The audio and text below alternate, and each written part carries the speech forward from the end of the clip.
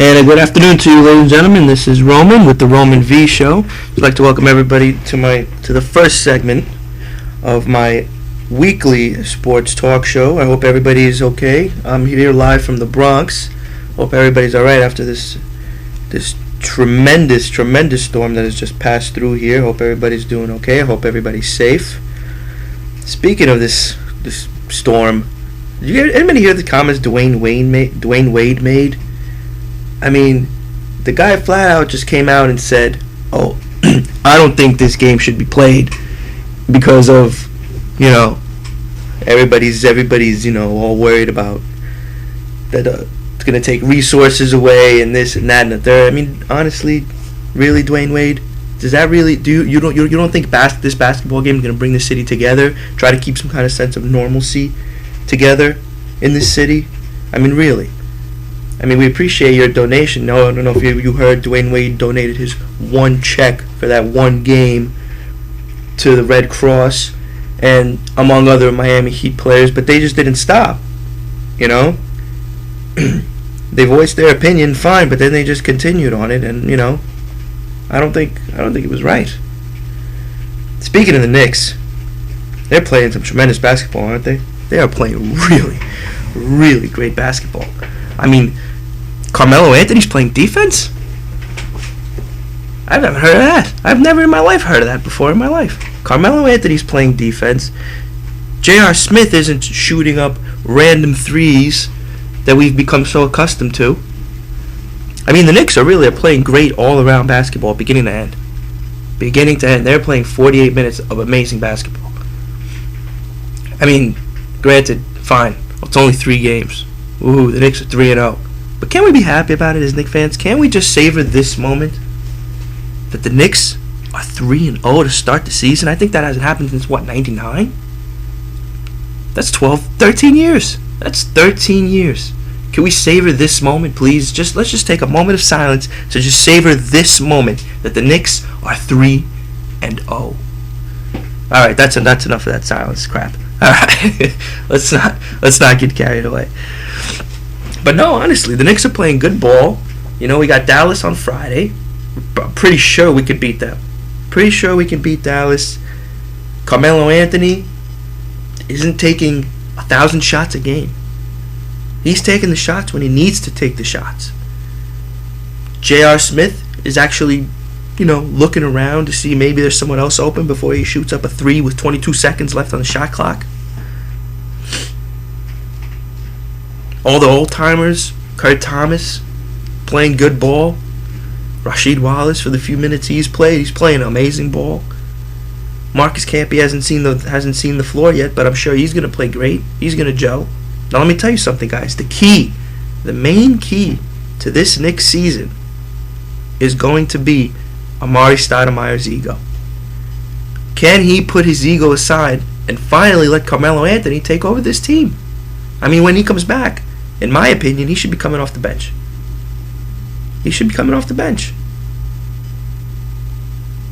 Tyson Chandler is the big man on the floor, and Amari Stoudemire should be coming off the bench. But can he put his ego aside and let Carmelo Anthony take the reins of this basketball team and lead the Knicks to the promised land? I mean, okay. Let's say when Amari Stoudemire comes back, if the Knicks are doing good, if the Knicks are on a roll, I don't think he's going to have a choice but to put his ego aside. If they're not playing, if the Knicks are a sub-500 team when Stoudemire comes back, fine. Maybe he's got some gripe there. He could argue and say, if you put me in the starting lineup, maybe we'll play better. But if the Knicks are playing great basketball the way they're playing now, by the time Stoudemire comes back, he doesn't have much of an argument. He does not have much of an argument at all. But I'm loving what I'm seeing from these Knicks. I can't wait for Friday. I cannot wait. But you got to wonder, can the old bodies hold up? Can Rasheed Wallace hold up 2 games through the 60s and 70s? Can Kurt Thomas hold up? I mean, these aren't young boys anymore. They're not young like I am. They're not. They're just not. I mean, you gotta hope for the best. And everybody seems to be forgetting Iman Shumpert. Iman Shumpert still has not seen the floor. Great defender. Great defender. Smart player. Smart young player. When he comes back, all bets are off. The Knicks are going to be a good all-around team. They're not now, but they're just going to get better. They're going to get way better. I don't see what's to stop them. Everybody's saying that this Miami game was a fluke. Miami just didn't show up. Stop it, please. Please stop it. Knicks won, Heat lost. That's all there is to it. They played a better game. A better game than the Miami Heat. Miami Heat showed up thinking they're going to see the Knicks from last year's playoffs. No way. Nope. Not going to happen. Sorry. Knicks played a great freaking game, and they deserve credit for it. They deserve full credit for the win, not just, oh, Miami didn't show up. Stop, please. Give me a headache. The New York Jets. The New York Jets. They're going to Seattle. They're going to Seattle this weekend. Well, that's all I have to say about that. No, I'm kidding. I'm kidding. Rex Ryan spoke about playing in Seattle, and he basically said, we're ready to go. We are ready to go. He's excited to be back. And he's happy with the coaches and players. He's happy with the way his coaches are coaching and his players are playing. Meanwhile, his team's what? 3-5. His team's 3-5, and he is happy. He's content with this. He's good. Doesn't sound like somebody who wants to win. Just doesn't. I don't know how else you can put it. Jets are 3-5. They have a 1-2 road record, and they're going to play in the hardest place to play on the road, the toughest place to play on the road in Seattle, with that 12th man. Man, those fans are loud. Those fans are really loud. Jets are 2-2 in their division. New England this weekend has a chance to go 3-0 in the division when they play the Bills. But if I had money to bet, I'd probably bet New England. Now, not because I'm a New England fan, but because, come on. New England's going to beat the Bills. We all know New England's going to beat the Bills. And it'll push the Jets back. Because I don't have confidence that the Jets can beat the Seattle Seahawks in Seattle. They had a week off to prepare for this. They had their bye. They had 2 weeks off to prepare for this. You look at some of these Jets stats. It's disgusting. It's really scary.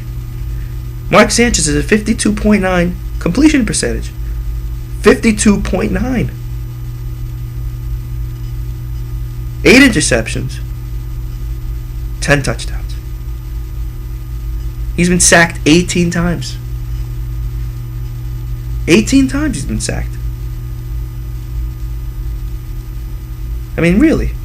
And their big weapon, huge weapon, Tim Tebow, is atrocious. They're not using him in the right way. He's been rushed 23 times for 78 yards. He's averaging 3.4 yards a carry. 3.4 yards a carry? Sean Green, 3.7 yards a carry. What is that? I don't understand. I just don't understand what Mike Tannenbaum is thinking, honestly, to be quite honest with you. Sometimes I feel like I should run in there and I should be the one running this franchise. It's frustrating. It really is frustrating. Not for me, for my audience. I am not in the least bit a Jet fan. But really, how can you put a team like this together and expect to win consistently? I'm going to have to say by week's end, the Jets are going to be a comfortable 3-6. And they can kiss the playoffs goodbye. Goodbye. Because it's not going to happen. It's just not going to happen. I'm sorry. No way. They're not going to win here. It's just not going to happen. Now, if you look at the Giants, on the other hand, last week, terrible loss to Pittsburgh. Terrible loss to Pittsburgh. I mean, I don't even know where to start. Wide receivers weren't on the same page as Eli Manning. Poor tackling. Couldn't stop the run. Eli threw a pick that led to a touchdown. His 9th pick of the season. Eli Manning's got more picks than Mark Sanchez does. The elite Eli Manning has more picks than Mark Sanchez. I mean, there were a couple of big plays in this game that led to the Giants ultimately going down 24-20 to Pittsburgh. There was that alleged sack to Ben Roethlisberger. It was ruled a fumble. Bowley grabbed it, got it for a touchdown. Great play. That was part of the upside for the Giants. Before the half ended, 2 false start penalties. The Giants were driving. 2 false start penalties. Set up a field goal. What did Tynes do? Missed it. Flat out missed it. Nothing to say. Nothing to say about that. It looked like time and time again in this game the Giants were settling for 3 points. Place where they should have got touchdowns, 3 points. Corey Webster had a big pick in this game. Steelers are comfortable in close games. I mean, let's not say the Giants aren't. We all know how the Giants are the big fourth quarter comeback team. But the Steelers are comfortable in games like this. You can't rattle the Steelers. You just can't.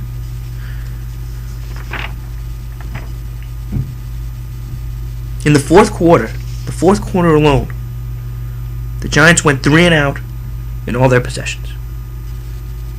9 plays for minus 9 yards in the fourth quarter. You can't beat the Steelers that way. It's not going to happen. It's just not. It's impossible. This week, it's a winnable game. I'm sorry. This is a winnable game. If you can't beat the Bengals, then you've got no business being in the NFL.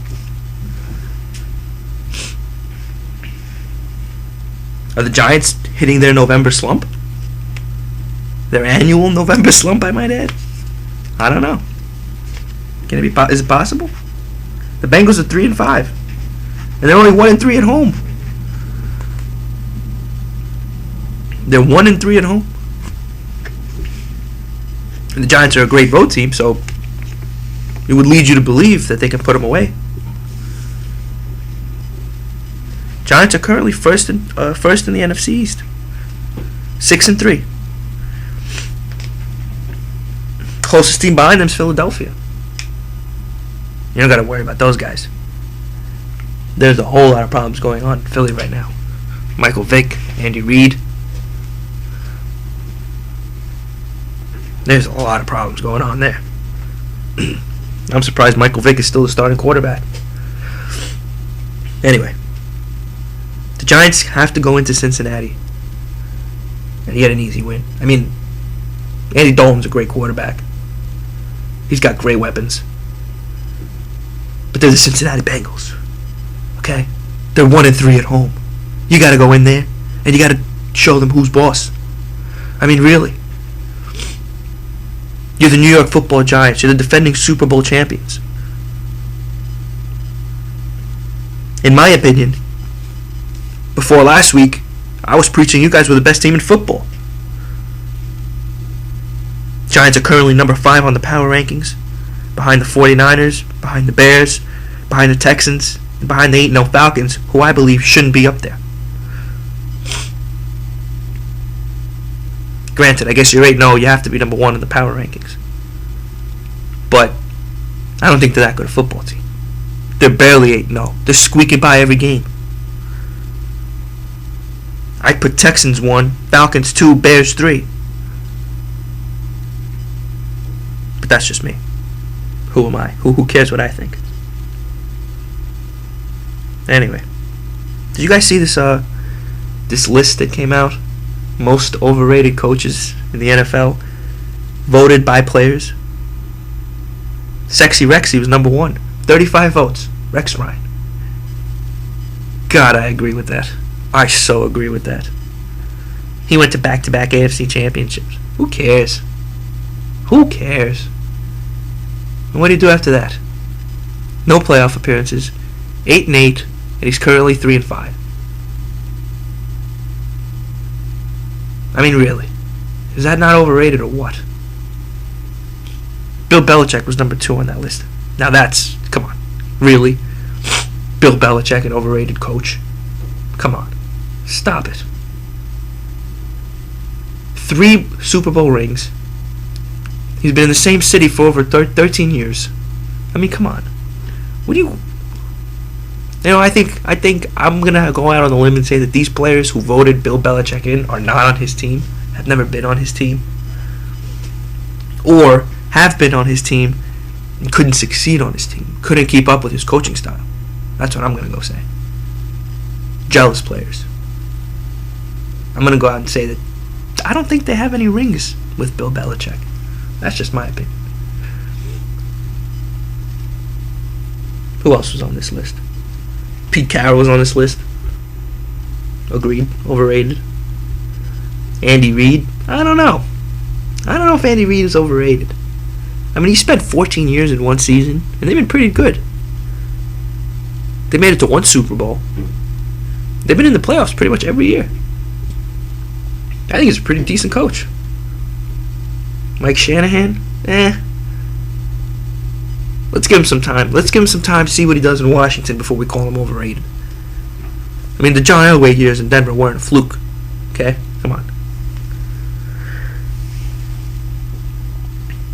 Point blank and period, Bill Belichick should not be on this list. And that's all I'm going to say about that. That's all I'm going to say about that. Alright, ladies and gentlemen, I appreciate you guys joining me today. I'm going to be back again maybe tomorrow, maybe the next day, who knows. I hope you guys tune in, listen in. It's just my perspective on New York sports. Big fan of New York sports, except New England, of course. I want the Knicks to go out and get a win on Friday. Giants should be able to squeak out a win. Not even squeak out. The Giants better go in there and, ruffle some feathers.